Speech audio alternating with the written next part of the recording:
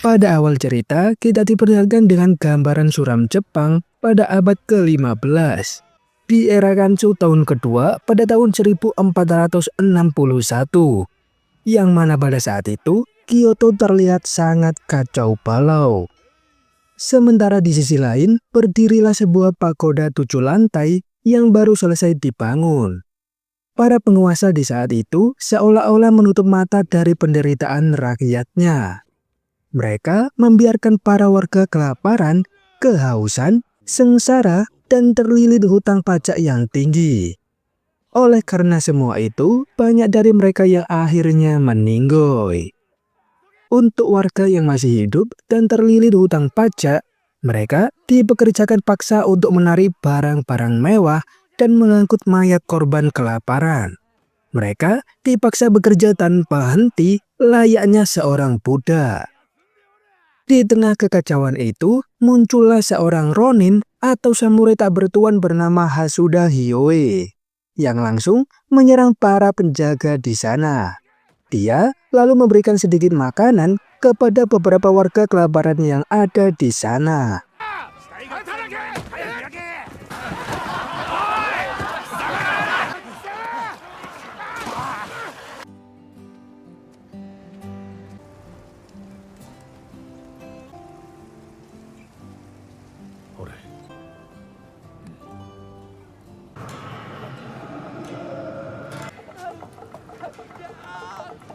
Di tempat lain, muncullah sekelompok penagih hutang yang langsung masuk ke rumah seorang petani miskin. Mereka lalu menggeledah harta benda dan menuntut pembayaran hutang. Namun, karena tidak bisa membayar hutang tersebut, mereka pun dengan kejam membawa istri dan anak perempuan si petani sebagai ganti bayarannya. Di tengah situasi mencekam itu, datanglah seorang pemuda yang ikut rombongan para penagih bernama Saizo. Namun, ketika diperintahkan untuk membunuh si petani, Saizo malah menolak hal itu. Dan karena penolakan tersebut, Saizo pun langsung diberi pelajaran.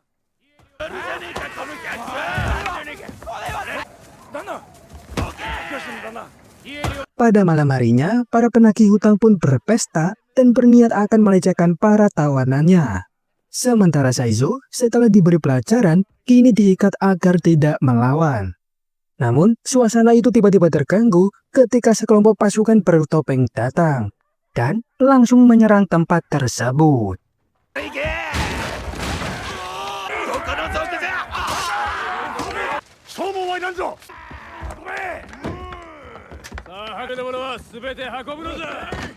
Dalam kekacauan itu, ikatan Saizo akhirnya dilepas. Dia pun langsung berusaha menyerang mereka. Akan tetapi, dengan mudah dikalahkan oleh pemimpin pasukan bertopeng tersebut.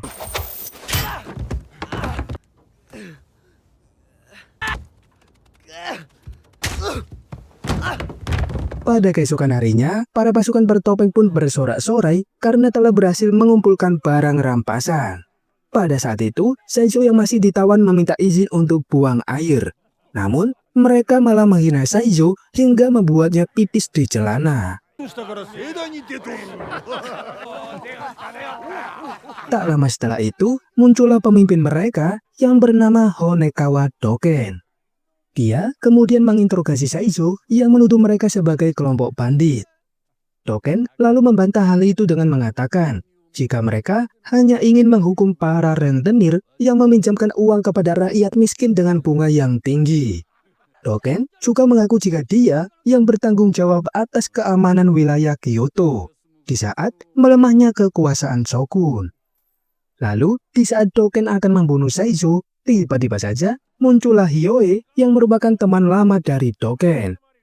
Hyoe dipanggil Doken untuk sebuah tugas, yaitu mencegah pemberontakan rakyat di sebuah desa. Namun, sebelum menerima tawaran itu, Hyoe juga mengatakan jika kelaparan dan peraturan pajaklah yang menyebabkan pemberontakan ini terjadi. Doken lalu menjelaskan jika hal itu benar-benar terjadi, maka dia akan menghancurkannya. Karena pemberontakan bisa mengancam kekuasaan shogun. Mendengar hal itu, Hyoe akan mengusahakan permintaan dari Doken. Oleh sebab itu, Dogen pun memberikan 400 mon kepada Hiyoi dan Saizo sebagai bonusnya. Tak lupa, Dogen juga berkata jika Saizo memiliki bakat alami yang ada di dalam dirinya. Namun, perlu dikembangkan dengan latihan yang tepat. Setelah itu, Hiyoi pun membawa Saizo pergi. Di tengah perjalanan, mereka melihat keributan yang disebabkan oleh kebijakan bea cukai. Para penjaga di sana memaksa setiap orang membayar 50 mon jika mau melewati perbatasan. Namun, karena terlalu mahal, tidak ada seorang pun yang mampu membayarnya. Kemudian, saat seorang pria mencoba menerobos para penjaga, dia pun langsung dihabisi di tempat. Melihat hal itu, Hiyoi pun maju dan menantang para penjaga. Dengan keahlian yang dia miliki, Hiyoi pun mampu mengalahkan mereka semua.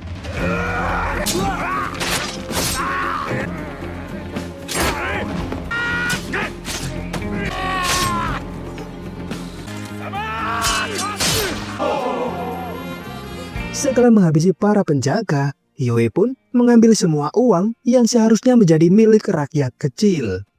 Menurut Hiyoi, jika ada sesuatu yang menghalangi jalan, maka lebih baik dibakar habis. Oleh karena itu, dia pun membakar pos bea cukai hingga membuatnya rata dengan api.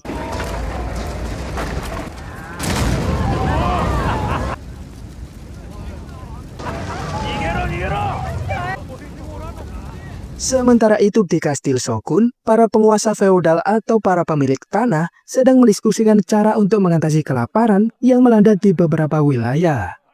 Salah satu penguasa lalu menyarankan agar Shogun sendiri yang memberikan sedikit sumbangan kepada rakyatnya.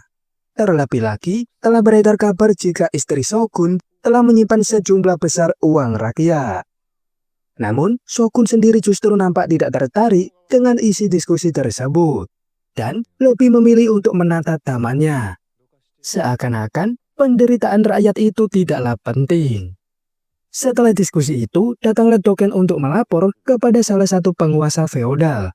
Jika para Ronin saat ini tengah bergerak menuju Kyoto dan berencana akan memberontak. Mengetahui hal itu, penguasa feodal itu pun menyuruh Dogen untuk segera menghentikan para Ronin. Karena itu adalah tugas sebagai kepala keamanan. Sementara itu, Saizo dan Hiyoi yang akan pergi ke sebuah desa tak sengaja melihat para pandit yang menyerang pemukiman para wanita. Melihat hal itu, Hiyoi pun langsung bertindak dan mengamankan desa tersebut.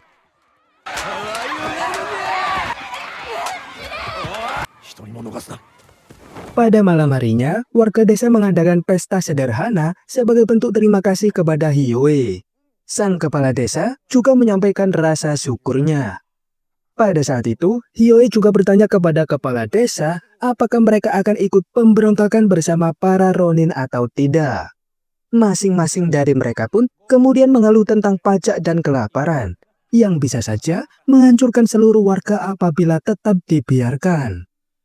Mendengar hal itu, Hiyoi pun mengingatkan mereka agar tidak gegabah apabila mereka ingin melakukan pemberontakan. Dan karena mereka kurang kekuatan, Hiyoi pun berencana akan mencarikan pertolongan. Hiyoi juga memberikan uang hasil merampas pos bea cukai kepada kepala desa, agar dibagikan untuk melunasi hutang-hutang para warganya. Dia juga memberikan beberapa perhiasan rampasan kepada para wanita yang ada di desa. Dan hal itu pun membuat semua warga desa menjadi kembali bahagia.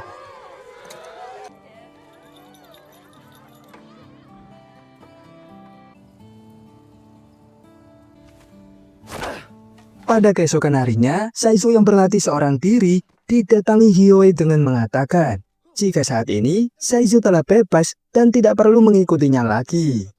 Namun, Saizo yang kagum dengan kehebatan Hiyoi memohon agar dijadikan sebagai muridnya. Karena menurut Saizo, Hiyoi ini sangat bebas. Dan dimanapun dia berada, Hiyoi mampu memberikan keamanan serta kegembiraan kepada semua orang. Melihat kesungguhan Saizo, Hiyoi pun meminta waktu 1 tahun untuk menjadikan Saizo sebagai pejuang yang tangguh. Mendengar hal itu, Saizo pun menyetujuinya. Meskipun dia tahu taruhannya nanti adalah nyawa. Saizo juga bersumpah akan mengikuti Hiyoi kemanapun dia pergi. Setelah itu, mereka berdua lalu pergi meninggalkan desa. Para warga yang melihat mereka pun mengucapkan terima kasih dan berharap mereka bisa segera kembali. Sebelum melangkah lebih jauh, Hiyoi memerintahkan Saizo untuk menggali dan menimbang uang hasil rampasan mereka. Setelah dihitung, uang mereka tercatat sebesar 20.000 sen. Karena melihat seorang Ronin mempunyai uang sebanyak itu, petugas bank pun mengingatkannya untuk membayar pajak. Namun, Hiyoi tidak peduli dengan hal itu. Sebab, para rentenir memberi pinjaman dengan syarat dan bunga yang sangat tinggi. Lalu, mereka memanfaatkan kelaparan serta kebodohan orang-orang desa untuk kepentingan pribadi. Saat di jalan, Seizu yang masih polos mendengarkan semua penjelasan dari Hiyoi. Hiyoi juga menjelaskan bahwa nilai uang terletak pada penggunaannya. Karena uang yang bergerak dengan dipinjamkan dan diputar kembali melalui perdaganganlah yang mampu menggerakkan dunia. Setelah berjalan beberapa saat, mereka pun akhirnya sampai di suatu tempat, di mana Hiyoi akan menyerahkan Saizo kepada gurunya untuk dilatih. Kita panggil saja guru Hiyoi ini sebagai Guru Udin. Beliau ini juga ditemani oleh salah satu muridnya yang bernama Chohei. Hiyoi lalu memberikan semua uangnya kepada Guru Udin sebagai biaya pelatihan Saizo. Saizo akan dilatih oleh Guru Udin selama beberapa waktu. Sementara Hiyoi sendiri akan kembali ke Kyoto untuk menyelesaikan urusan lain. Latihan pertama Saizo adalah menancapkan semua paku yang ada di tepi sungai dengan menggunakan sebuah tongkat. Hal itu bertujuan untuk melatih fokus dan kestabilan tubuh Saizo.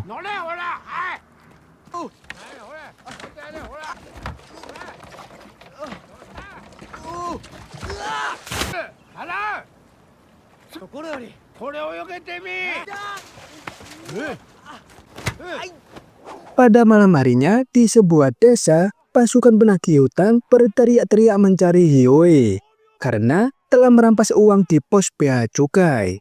Namun, pemimpin mereka yang bernama Gyoshin malah bertemu dengan Honekawa Doken. Dan karena sama-sama mencari Hiyoi, Doken pun menyuruh Gyoshin memberitahunya jika menemukan petunjuk. Sementara itu, Saizo yang setiap hari terus berlatih, akhirnya berhasil menyelesaikan latihan pertamanya. Bahkan, instingnya juga semakin meningkat setelah menyelesaikan latihan tersebut.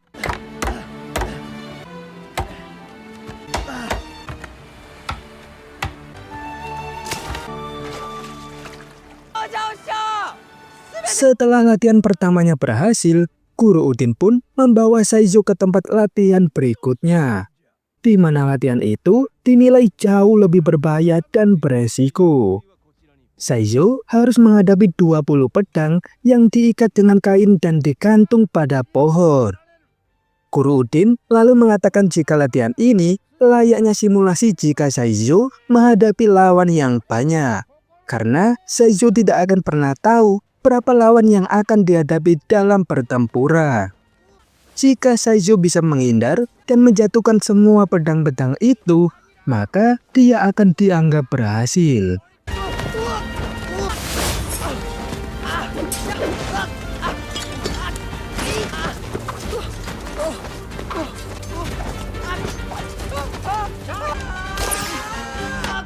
Sementara itu, Hiyoi yang telah sampai di Kyoto saat ini tengah asik bersantai di sebuah sauna.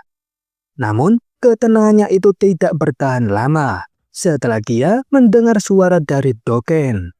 Sang kepala keamanan itu datang karena mendapat kabar jika Hiyoi sempat singgah di tempat sauna ini. Pemilik dari tempat itu yang bernama Hoji langsung menghadang Doken. Dari sinilah baru diketahui jika Hoji adalah mantan kekasihnya Doken. Dan karena saat ini dia sedang menjalin hubungan dengan Hiyoi, Hoji pun berusaha untuk menghalangi Doken. Sebelum pergi, Doken yang tahu jika Hiyoi ada di tempat itu, lalu memperingatkannya untuk tidak membakar tempat umum lagi. Dan jika mereka bertemu kembali, Doken tidak akan segan-segan untuk menghadapinya. Pada malam harinya, Hiyoi dan Hochi membicarakan masa depan yang penuh ancaman serta kehancuran. Namun, Hiyoi masih merasa bahagia karena Saizo Shikata yang semestinya mati ternyata masih hidup. Beberapa waktu kemudian, Saizo yang siang malam terus berlatih keras akhirnya bisa menghindari setiap ayunan dan membalas serangan pedang melayang hingga membuatnya lulus dari latihan tersebut.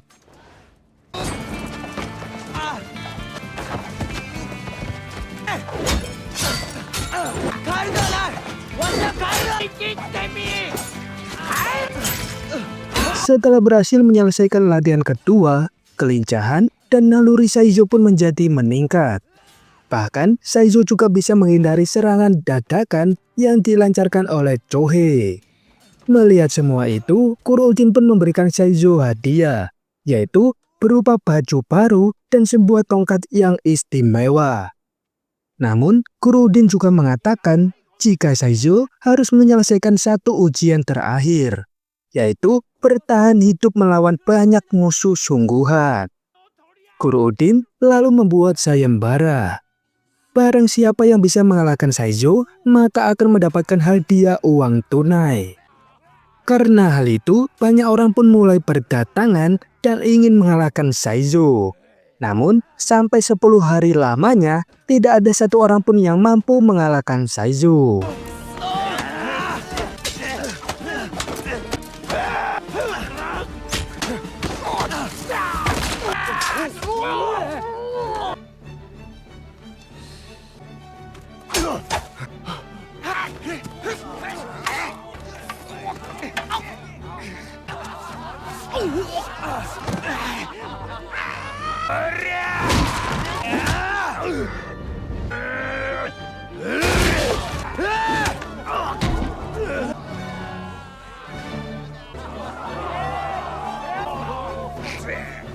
Pada keesokan harinya, para penagih hutang yang dipimpin oleh Gyoshin datang untuk mengalahkan Saizo. Hal itu karena Gyoshin masih dendam kepada Saizo atas insiden kebakaran pos bea cukai. Namun, karena telah berlatih dengan guru Udin, Saizo pun bisa mengalahkan Gyoshin beserta anak buahnya dengan sangat mudah. Gyoshin dono.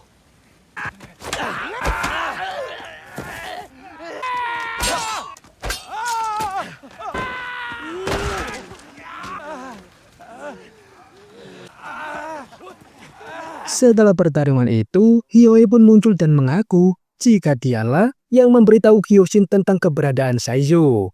Hal itu Hiyoi lakukan karena dia sudah percaya akan kehebatan dari Saizo. Tak lama kemudian, Kuroujin dan Chohei pun juga datang. Kuroujin lalu mengatakan jika Saizo telah lolos dari semua latihan. Kuroujin juga memberikan Saizo sebuah hadiah berupa kalung kecubung dari Korea. Kuroujin serta Hiyoi mengaku bangga bisa memiliki murid yang hebat seperti Saizo. Kuroujin juga berpesan kepada Saizo untuk terus mengasah kemampuannya dan menggunakannya di jalan yang benar. Setelah pelatihan usai, Saizo pun kembali melanjutkan perjalanan bersama Hiyoi. Saat di jalan, Hiyoi bercerita tentang 3 Ronin yang datang menemuinya. Mereka bernama Nanao no Genzo, Akama Saishiro, dan Umakiri Emontaro. Sebelum Hiyoi menemui Saizo, saat di desa, ketiga Ronin itu dengan bangga menceritakan kehebatan Saizo yang bisa mengalahkan banyak lawan sekaligus. Setelah dikalahkan, mereka pun menganggap jika Saizo adalah pejuang yang hebat. Dari situ, Hiyoi lalu menjelaskan jika reputasi dapat menyebar lebih cepat daripada uang. Setelah beberapa saat, mereka pun akhirnya sampai di desa. Hiyoi dan Saizo pun disambut dengan hangat oleh semua warga yang ada di sana. Mereka juga menganggap keduanya sebagai pahlawan.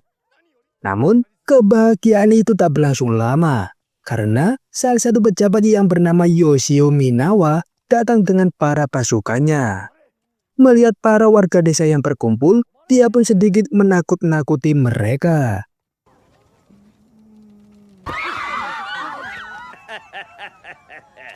Tak lama kemudian, utusan Doken juga datang dengan membawa surat perintah, di mana Hiyoi diminta untuk menghentikan rencana pemberontakan yang akan dilakukan oleh para Ronin. Pada malam harinya, Hiyoi, Saizo, dan ketiga Ronin yang kini menjadi anak buah Hiyoi mendatangi markas para pemberontak. Sesampainya di sana, Hiyoi ternyata sudah ditunggu oleh mereka. Pemimpin para Ronin yang bernama Goroemon juga menyambut Hiyoi dengan hangat.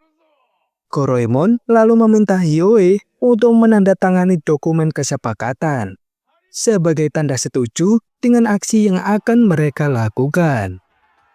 Setelah Hiyoi menandatangani dokumen itu, Saizo dan ketiga Ronin yang mengikuti Hiyoi pun menjadi sangat heran. Bagaimana bisa Hiyoi akrab dengan mereka semua? Di tengah kegembiraan itu, Hiyoi mengatakan rencananya kepada Goroemon, di mana mereka akan melakukan pemberontakan ini selama 1 bulan penuh. Dan fokus untuk membakar semua dokumen hutang serta menghancurkan semua pos bea cukai.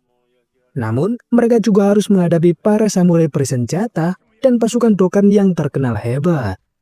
Agar tidak mati dengan sia-sia, mereka harus mulai dengan strategi yang bagus.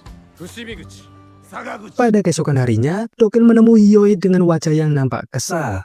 Karena bukannya menghentikan pemberontakan, Hiyoi malah memimpin rencana tersebut. Sadar akan hal itu, Hiyoi pun meminta maaf kepada Doken dan berusaha untuk menjelaskan apa yang terjadi. Hiyoi mengaku terpaksa melakukan hal itu karena sudah tidak sanggup lagi membiarkan penderitaan para rakyat. Mendengar alasan itu, Doken yang marah pun akhirnya bisa tenang dan mengerti. Hiyoi lalu menjelaskan sedikit rencananya kepada Doken. Ia juga menawari teman lamanya itu untuk bergabung dalam misi pemberontakan ini. Namun, Doken langsung menolak hal itu karena dia memiliki tanggung jawab sebagai kepala keamanan di Kyoto. Sementara itu, para Ronin dari berbagai wilayah datang dan berkumpul di tempat yang telah disepakati. Mereka melakukan latihan di sebuah bukit sebagai bekal awal untuk melawan para samurai kesogunan.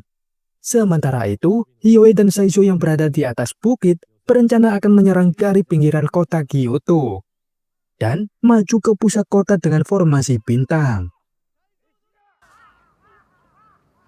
Pada keesokan harinya, beberapa Ronin mendatangi tempat Doken dan mengabarkan jika pemberontakan akan dilakukan pada tanggal 12 September saat matahari terbit.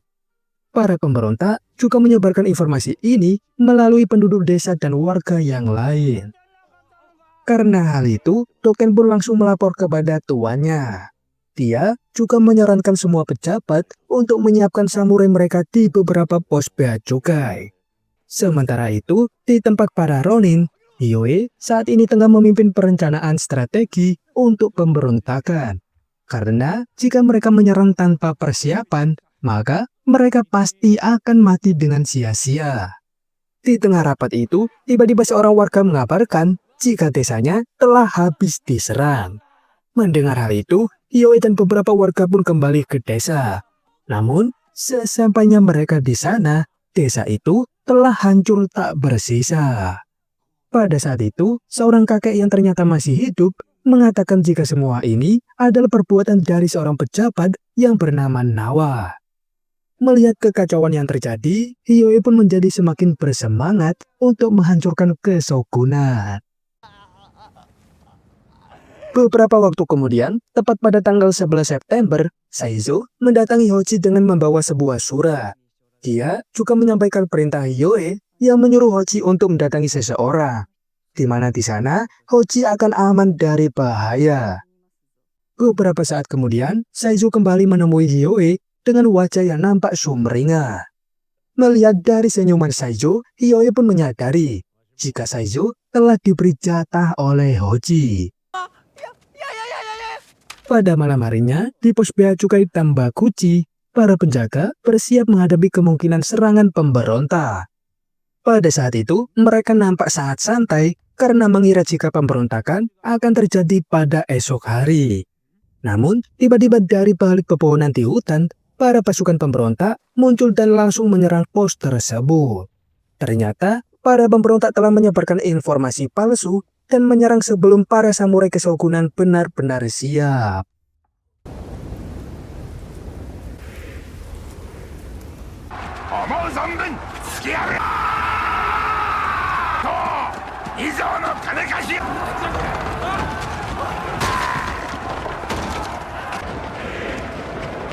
Di tengah jalan, para pemberontak juga mengajak seluruh warga desa, termasuk wanita yang ditahan, untuk menyerang kantor pajak, agar mereka semua bisa bebas dari hutan. Karena hal itu, dari Ronin hingga petani, semakin banyak orang yang bergabung dalam pemberontakan. Hiyoi memimpin pasukan dengan hati-hati, dan menekankan mereka agar tidak berhadapan dengan samurai ataupun pasukan dari Dogen, supaya tujuan mereka bisa tercapai tanpa kerugian. Karena hal itu, para pemberontak pun selalu menghindari mereka, dan mengikuti sinyal obor yang diberikan oleh Hiyoi dari pagoda besar.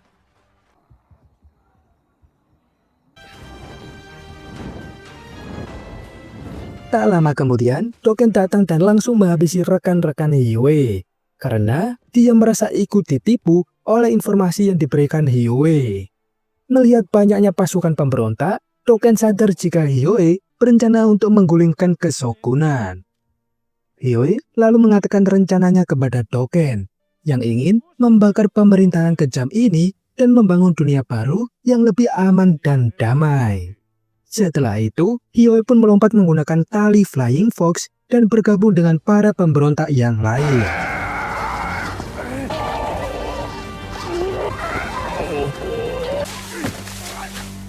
Sementara itu, para pemberontak akhirnya sampai di tengah kota dan langsung mengepung kantor pajak. Mereka lalu membakar semua bangunan yang ada di sana.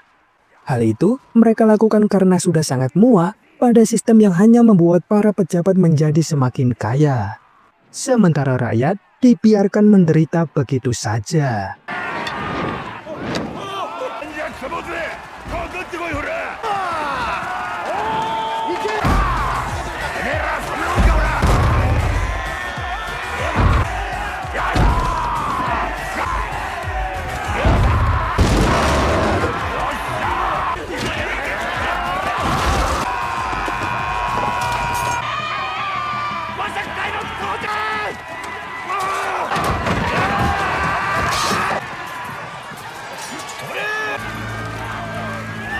Di tengah kekacauan itu, samurai kesogunan akhirnya sampai di TKP. Mereka lalu menghujani para pemberontak dengan anak panah dan lanjut menyerang mereka. Dalam pertempuran itu, Koroemon sampai terkena beberapa tusukan pedang hingga membuatnya kewalahan. Beruntung, Saizu datang tepat waktu dan langsung melawan para samurai tersebut.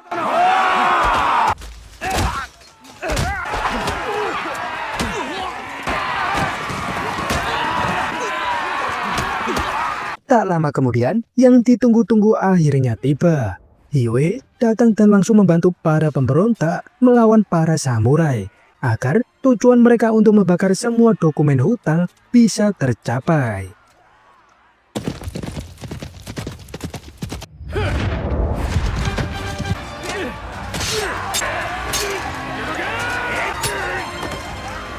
Dalam pertempuran itu, Dogen dan pasukannya pun juga ikut datang. Dan karena kedatangan mereka, pertarungan yang sangat dahsyat pun akhirnya terjadi.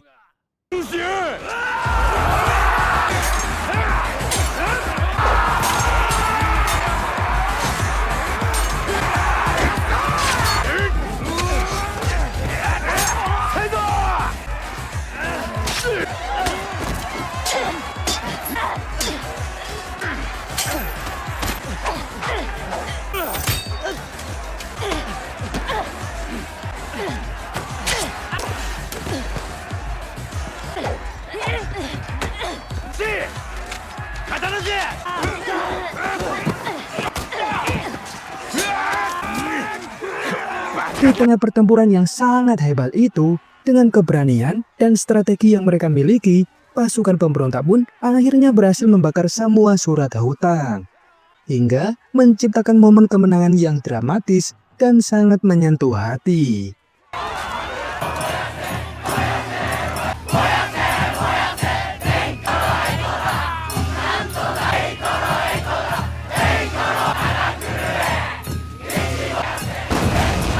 Pada keesokan harinya, Hiyoi dan beberapa warga desa pergi menuju ke Kastil Shogun untuk balas dendam kepada pejabat yang telah menghancurkan desa mereka.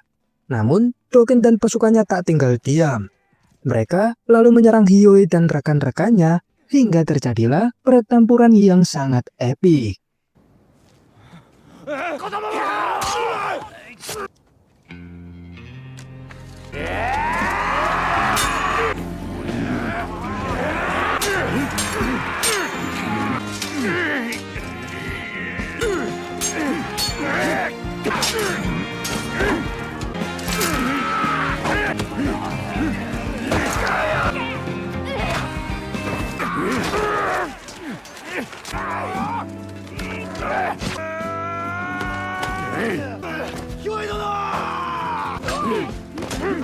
Di tengah pertarungan itu, Hiyoi dan yang lain pun mulai kewalahan karena dari semalam terus bertarung melawan musuh yang banyak. Namun, berbeda dengan Saizo yang ternyata masih bisa bertahan. Dan karena ingin kembali dengan selamat serta menemui Hoji untuk meminta jatah kembali, dia pun langsung membantai mereka semua.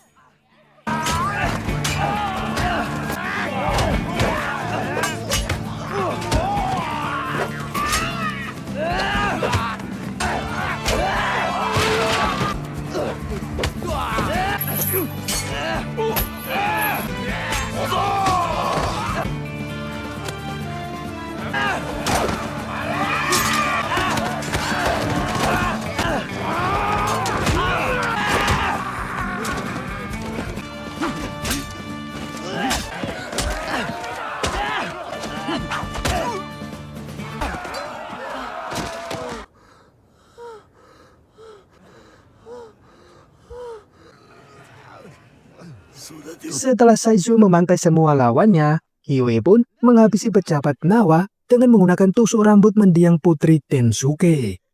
Setelah itu, Hiyoi yang dibantu dengan Saizo menempelkan kertas sebagai tanda kemenangan mereka.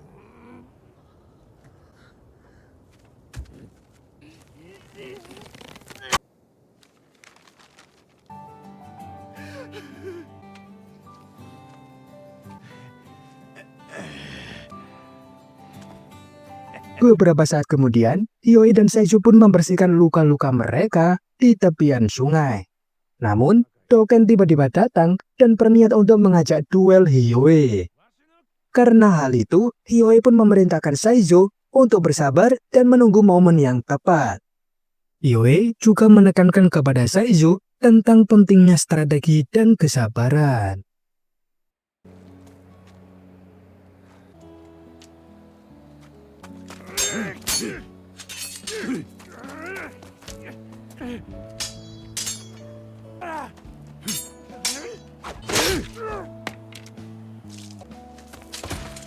Dalam duel itu, Hiyoi harus kalah di tangan Dogen.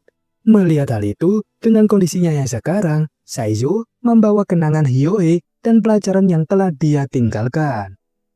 Pemberontakan yang dipimpin oleh Hiyoi ini merupakan salah satu pemberontakan terbesar dalam sejarah Jepang. 5 tahun kemudian, Dogen berhasil ditangkap oleh tentara musuh dan dieksekusi oleh mereka.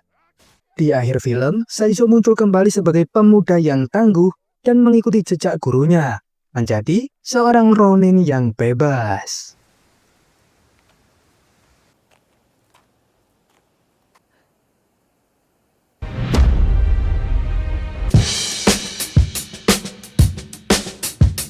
Pelajaran yang bisa kita ambil dari cerita ini adalah sejak zaman dahulu dan sampai kapanpun, sifat rakus dan tamak akan membawa kehancuran, entah itu pada diri sendiri ataupun orang lain. Akhir kata, membeli mangga sampai ke pasar Jogja. Adiknya Maman mau olahraga dan sampai jumpa.